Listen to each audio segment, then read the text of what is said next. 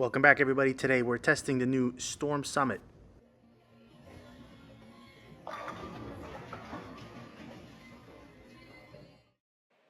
If you like what we do, follow us on Facebook, Instagram, YouTube. Don't forget to subscribe and check us out on Patreon. First impressions, the Storm Summit was a tale of two balls, leaving us with feelings ranging from wow to huh. Alright, so the quick overview of the Summit. Storm's using that centripetal core known as the HD version, which gives it a very low RG, pretty high differential, so it will be strong.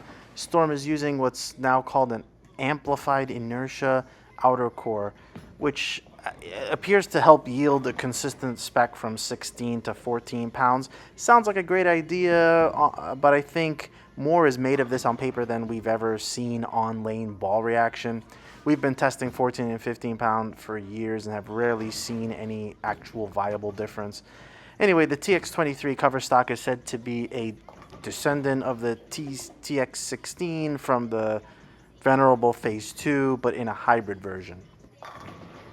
Straight out of the gate, the Summit looks spectacular for Tyler. Full control anywhere and everywhere. The Summit had excellent mid lane roll and marked back end. It has a roll that you expect the centripetal based cores to have with that round continuous roll. I mean, we're talking like kind of IQs and balls that have used that centripetal, even going back to the Prodigy.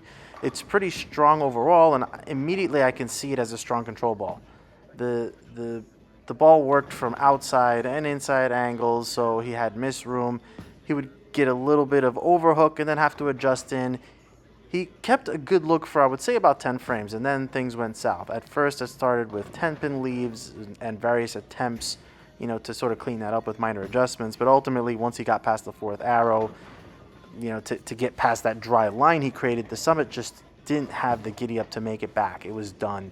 The pattern had been broken down enough by the ball in one game that it was no longer usable. And that was more the issue we tried to understand. There was no good way to manipulate it back into play. It was legitimately done.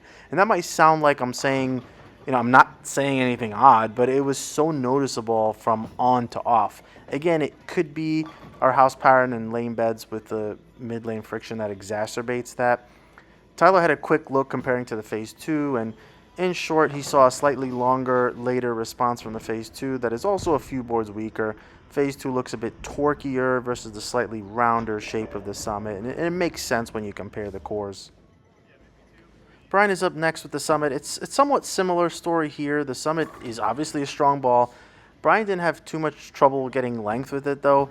He was just finding it hard to get to a sweet spot with it. I think a heavier, flatter pattern would be a much better matchup. I know people will say, hey, play it on what it's meant for, but as said before, we bowl on typical conditions, so you see what you might get on typical conditions. Most houses don't flood their house shot. Anyway, with the walled up condition, it's the same tricky scenario. If he was a bit too direct, the ball had too strong of a back end, but if he opened up, it didn't really shape down lane enough for him to carry well. And you'll see other reviews where it'll carry a bit better from in, but I believe your lane beds or pattern itself has to have a bit less mid lane friction. I would say that mid lane friction, that we have here really slows balls down significantly. And a part of me wants to really start testing on sport shots to get away from some of this heavy wall and high friction ball reaction, but this is what we have for now. So my final thoughts, to close this out, the Storm Summit is a strong ball that easily fits in the strong control category. It looks great until the mids break down, and then it's got to be put away. And that seems to happen pretty quickly, I would say, about a game. It also lane shines pretty quickly, so something to keep in mind if you want the same consistent ball reaction game to game. Well, that's it. Hopefully I'll be able to test it myself soon. Thanks for watching.